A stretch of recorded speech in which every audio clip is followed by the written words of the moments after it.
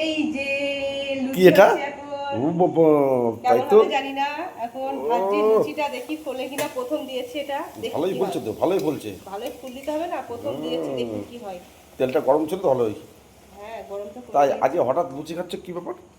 লুচি তো খাই না সেরকম, মাঝে মধ্যে দোকানের লুচি খাই না। আসল কথা হচ্ছে কি, মাঝে মধ্যে যখন ইচ্ছা হয় তখন আমি নিজে বানিয়ে খাই। আমি দোকানের ওই যে পচা তেল গন্ধ করে, যা বাবা, ওই তেলের আমি লুচি একদম খেতে পারি না, এত বাজে গন্ধ লাগে আমার তেল। অবশ্য কোনো দোকানের নামে বদনাম করতে নেই, যাই হোক বাড়িতে করাটাই ভালো। না, এমনি আমি দোকানের ওই কেমন ওটা গন্ধ করে তেল। আর বাড়িতে ঠিক আছে।